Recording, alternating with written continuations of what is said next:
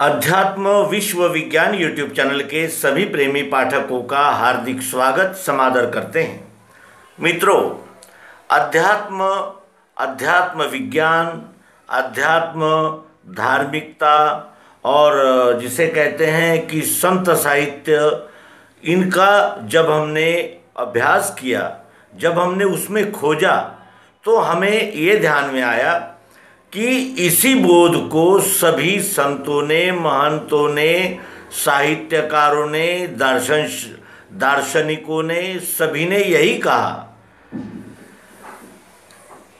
और यही कहा कि विश्व ही परमात्मा है और विश्व को जानने पर ही मनुष्य निसंशय हो सकता है। धर्म, ईश्वर आदि के विषय में उसे संपूर्णतया बोध हो सकता है। ये उन्होंने कहा हुआ हमें दिखता है, हमें जगह जगह उसके पद चिन्ह प्राप्त होते हैं।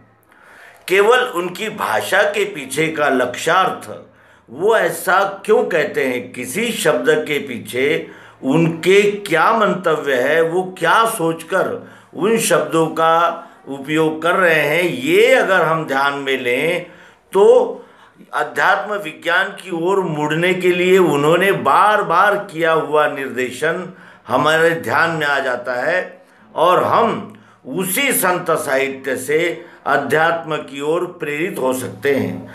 अध्यात्म कोई व्यवहार से अलग ऐसा विषय नहीं है और अध्यात्म के बगैर सर्वसामान्य तो छोड़िए, किसी की भी श्रद्धा स्थिर और स्थायी नहीं रह सकती। इसलिए कि कुछ प्रश्नों का उत्तर तत्व ज्ञान में भी नहीं है। तत्व ज्ञान भी केवल हमें तत्वों की पहचान करा सकता है। उन तत्वों से इस पिंड का मिलान करना, ये युक्ति केवल सद्गुरु के ही पास में है और केवल सद्गुरु ही इसे दे सकते हैं। ये बोध हमें इन संत साहित्यों का अनुशीलन, अवलोकन करने पे संपूर्णतया स्पष्ट रूप से दिख जाता है। महाराष्ट्र के एक महान संत ज्ञानेश्वर, उन्होंने सामान्य और जिसे कहते हैं कि दैनंदिन उच्चार के लिए एक छोटी सी रचना 28 अभंग की हरिपाठ शीर्षक से यानी प्रस्तुत की है और उस हरिपाठ में वे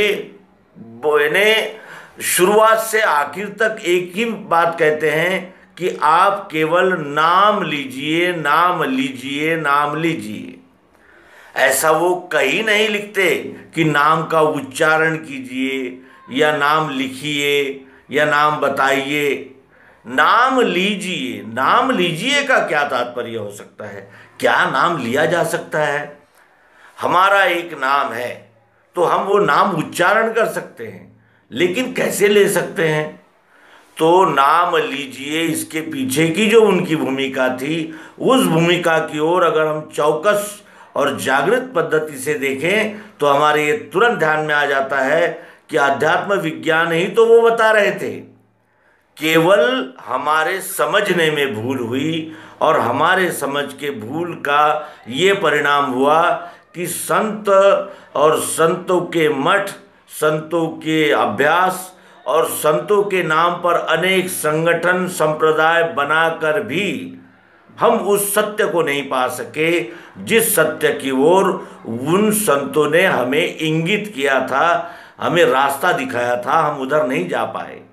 आइए श्री संत ज्ञानेश्वर महाराज की एक रचना हरिपाठ से प्रस्तुत है। वे अपनी रचना में कहते हैं कि रचना मराठी भाषा में है। त्रिवेणी संगमी नाना तीर्थे भ्रमी, त्रिवेणी संगमी नाना तीर्थे भ्रमी, चित्त नाही नामी तरिते व्यर्थ, चित्त नाही नामी तरिते व्यर्थ, चित्त नाही नामी तरिते व्यर्थ, नामासी विन्मुख तो नर पापिया, नामासी विन्मुख तो नर पापिया, नामासी विन्मुख तो नर पापिया, हरि वीण धावया न पवे कोणी, हरिविण धावया न पवे कोणी, हरिविण धावया न पवे कोणी, पुराण प्रसिद्ध बोलिले वाल्मीक, पुराण प्रसिद्ध बोलिले वाल्मीक, नामे तिन्ही लोक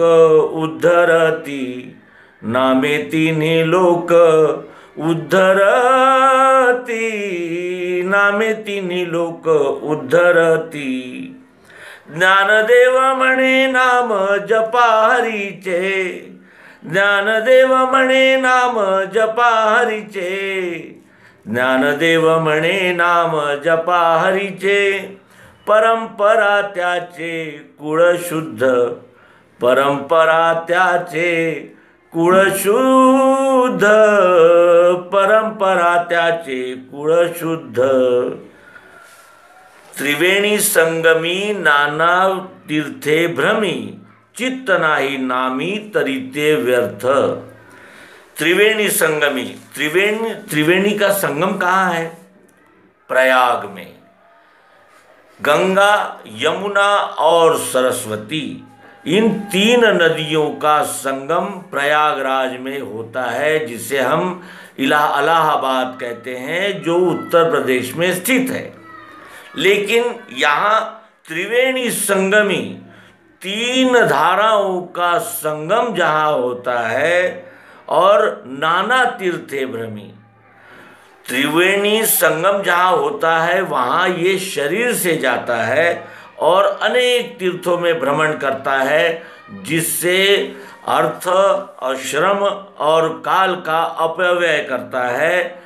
चित्त नाही नामी तरिते व्यर्थ, अगर हमारा चित्त नाम में नहीं है तो वो सब व्यर्थ है। नाम में चित्त नहीं है तो वो सब व्यर्थ है। वो नाम क्या है? जिस नाम को चित्त में धारण करना पड़ता है। रामकृष्ण हरि तो हम अपनी जीवा पर धारण करते हैं, लेकिन वो नाम क्या है जो चित्त में धारण करना पड़ता है? चित्त नाही नामी, यदि आपका चित्त नाम में नहीं है तो ये सब त्रिवेणी संगम पे स्नान करना, अनेक तीर्थों का भ्रमण करना व्यर्थ है। नामासी विनमुख तो नर पापिया, जिसका ध्यान नाम में नहीं है, नाम से विनमुख है, सन्मुख नहीं विनमुख है। यानी नाम क्या है इसकी जिसे जागृति ही नहीं है। नामासी विनमुख तो नर पापिया, जो नाम से विनमुख है वो नर पापी है। हरि वीण धावया न पवे कोणी, हरि के बगैर कोई दौड़ने वाला है ही नहीं। और इसीलिए जो नाम से विनमुख है वो नर पापी है, क्योंकि हरि की ओर वो नहीं दौड़ता, और हरि के बगैर यानी हमारा कोई यानी कल्याण करता है ही नहीं। तो वो हरि कौन है? जिसका नाम होता है और जिसके सन्मुख होने पर यानी हरि दौड़कर आता है, जिसके विन्मुख होने पर ये नर पापी हो जाता है। ऐसा कौन सा नाम होना चाहिए? पुराण प्रसिद्ध बोलिले वाल्मीक, पुराणों में प्रसिद्ध है कि वाल्मीक बोले। तो वाल्मीकि जी ने क्या कहा? वाल्मीकि बोले, पुराण प्रसिद्ध बोलिले वाल्मीक, क्या बोले? तो नामे तीनी लोक उद्धरति, नाम से तीनों लोकों का उद्धार होता है। तो फिर वही अंधश्रद्धा आ गई। तीन लोक है, स्वर्ग और मृत्युलोक और पाताल। लेकिन क्या स्वर्ग नाम की कोई ऐसा स्थान आज तक किसी वैज्ञानिक को मिला है ऊपर कहीं? या नर्क नाम का कोई स्थान मिला है? तो फिर ये नामे तीनी लोक उद्धरति, नाम से तीनों लोगों का उद्धार हो जाता है, इसका क्या तात्पर्य होना चाहिए?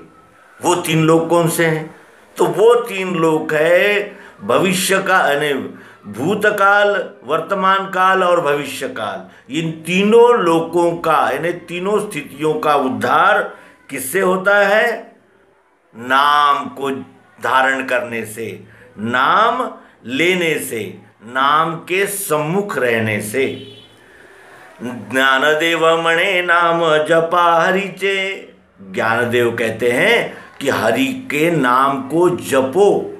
अब जपने का अर्थ हमने ये ले लिया है कि राम कृष्ण हरि हम नाचते रहें गाते रहें, और राम क्या है, कृष्ण क्या है, हरि क्या है, ये तीन ही क्यों है, चार क्यों नहीं है, और त्रिवेणी संगम क्या है, और उस त्रिवेणी संगम का रहस्य कैसे स्पष्ट होता है, ये हमने नहीं जाना। और इसीलिए ज्ञानदेव मणे नाम जपा हरिचे, इसका हमने अर्थ कर लिए है कि मुंह से केवल राम कृष्ण हरि ऐसा हम बोलते ही चले जाएं, और आज ऐसा ही हो रहा है। यानी कहने का आशय यह है कि हे विश्वची माझे घर, ऐसी मती जयाची स्थिर, किंबहुना चराचर आपणची जाहला। यह विश्व ही परमात्मा है, ये चराचर वो स्वयं ही हुआ है। इस ज्ञानेश्वर महाराज की उक्तियों की ओर हमने दुर्लक्ष्य करके इसका सरल अर्थ कर लिया कि ज्ञानदेव मणे नाम जपा हरिचे, परंपरा त्याचे कुळ शुद्ध। नाम को जपते रहो, उसकी परंपरा शुद्ध होती चली जाएगी। तो ये नाम क्या है और इसको जपना कैसे है? जब हम किसी की याद प्रकर्ष से करते हैं, सतत करते ही रहते हैं, उसे हम क्या कहते हैं? स्मरण करना। यहाँ नाम जपा हरिचे का अर्थ है हरि के नाम का स्मरण करो। हरि का नाम क्या है? जब तक हमें हरि का नाम पता नहीं रहेगा, उस नाम का स्मरण हम कैसे करेंगे? और नाम का रहस्य सद्गुरु युक्ति के बगैर नहीं खुल सकता, और नाम का रहस्य खुले बगैर ये हम नहीं जान पाएंगे। क्या? त्रिवेणी संगमी नाना तीर्थे भ्रमी, चित्त नाही नामी तरिते व्यर्थ, नामासी विनमुख तो नर पापिया, हरि वीण धावया न पवे कोणी, पुराण प्रसिद्ध बोलिले वाल्मीक, नामे तिन्ही लोक उद्धरती, ज्ञानदेव म्हणे नाम जपा हरिचे, परंपरा त्याचे कुळ शुद्ध, परंपरा त्याचे कुळ शुद्ध, परंपरा त्याचे कुळ शुद्ध। तो मित्रों, आगामी अंक में यानी इसके दूसरे भाग में हम नाम क्या है, नाम का रहस्योद्घाटन कैसे होता है, और उस नाम को प्राप्त करके फिर और कुछ जानना ही शेष नहीं रहता, ऐसा जो भगवान श्री कृष्ण जी श्रीमद् भगवद गीता के 7वें अध्याय में कहते हैं, उसका प्रत्यक्ष यथार्थ अनुभव प्राप्त करेंगे, और उस अनुभव को हृदयस्थ कर हम उस हरि के साथ एकाकार होंगे। इन शुभकामनाओं के साथ मिलते हैं आगामी अंक में। नर्मदे हर। सद्गुरु भगवान की जय। पुंडलीक वरदे हरि विठ्ठल। श्री ज्ञानदेव तुकाराम ज्ञानेश्वर महाराज की जय। सद्गुरुनाथ महाराज की जय।